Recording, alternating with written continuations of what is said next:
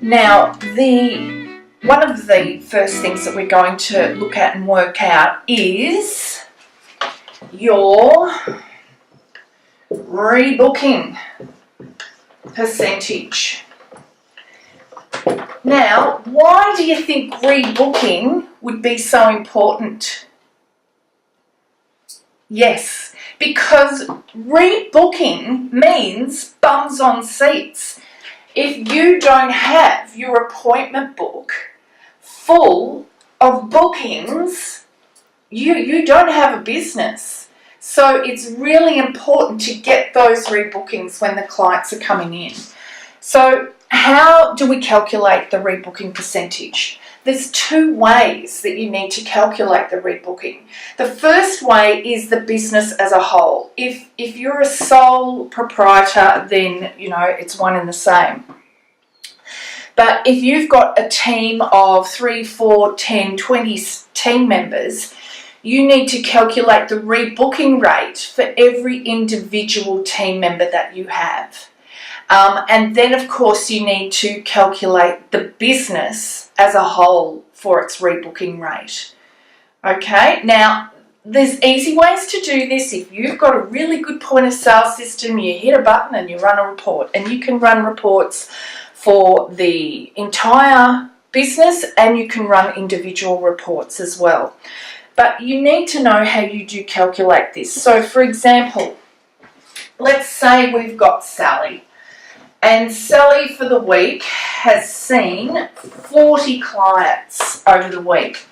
So what you want to do is look at how many clients rebooked with Sally. So let's say for the example that Sally had, in fact, we'll stick with the example in the book so you can follow along. She had 40 clients rebook and Sally saw 100 clients. So you divide the 40 clients into the 100, checking the book here. So that gives you, it'll actually be 0.4 something, but you then multiply that by 100 and you will get the 40% rebooking rate.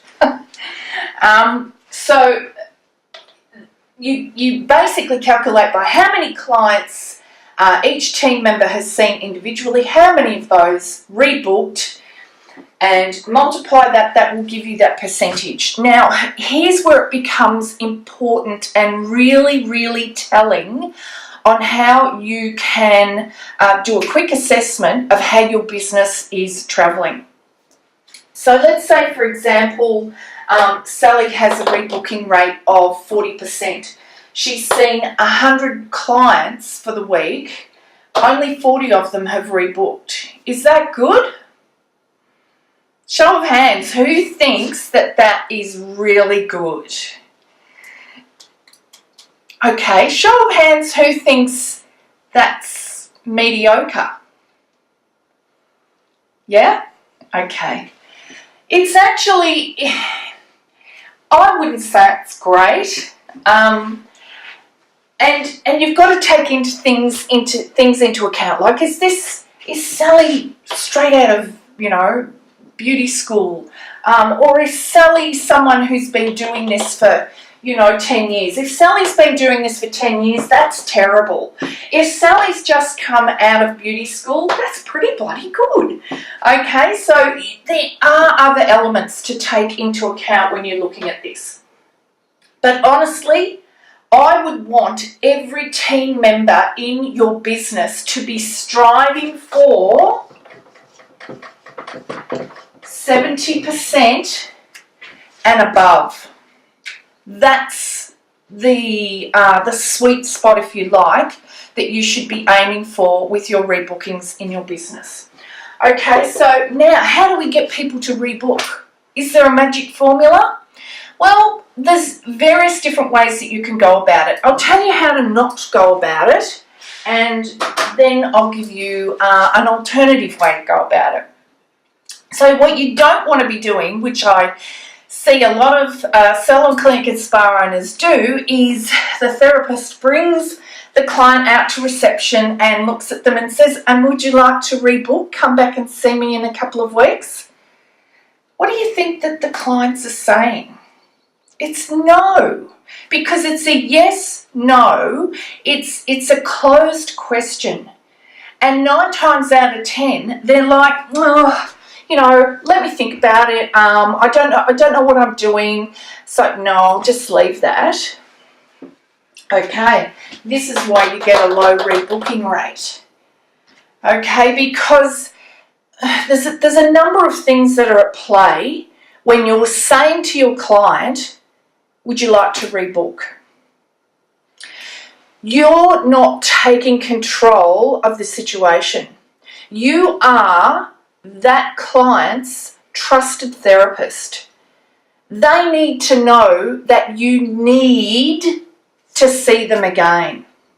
It's like, I always do this analogy. It's like when you go to the doctors, okay? Now, if you've gone to the doctors and you've got something that, isn't quite right and it's not going to fix itself overnight, so you do need to come back and see your GP again. Now, do you think your GP is going to say to you, well, we're not going to fix this overnight and you'll probably need, X, Y, or Z to get to the result that you're looking for, which is really good health.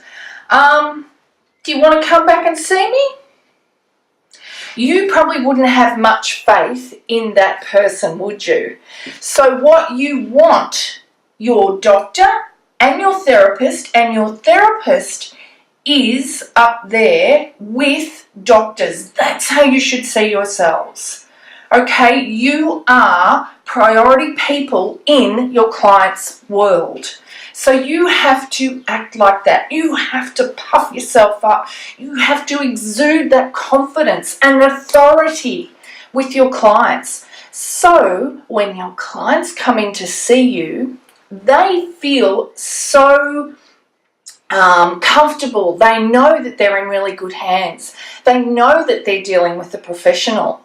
And so when you've finished with your client, and let's just use the example of they've come in for a facial, you as the therapist need to be saying to your client, well, Helen, in order to maintain the results that we've achieved today in your facial and to take your skin from where it is here today to where we want to get it to, I'll need to see you in another fortnight. Now, does Monday suit you best? Or I see that you've come in on a Wednesday before.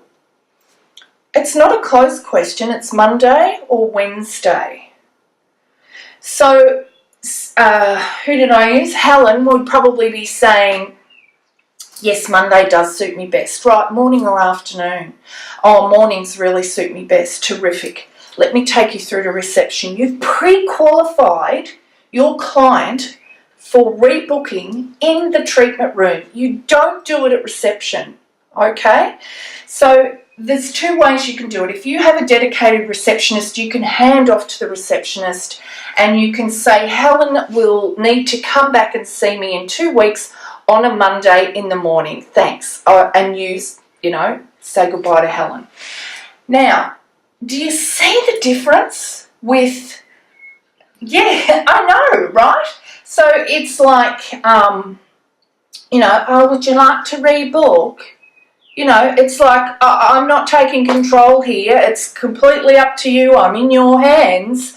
Whereas the alternative is, I'll need to see you in another fortnight, Helen, because we need to maintain these results. Do you see the difference? You're taking control of the situation. Your client feels like they're important because you need to see them. There's a big difference, a big, big difference. So that is how you go about increasing your rebooking rate from 40% to 70% and keep going from 70%.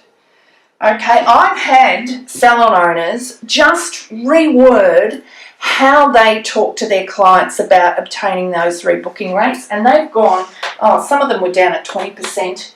And there was one therapist in particular, she was on 30% rebooking rate. Within 2 weeks, she shot up to 70%. purely by taking control, by showing her confidence.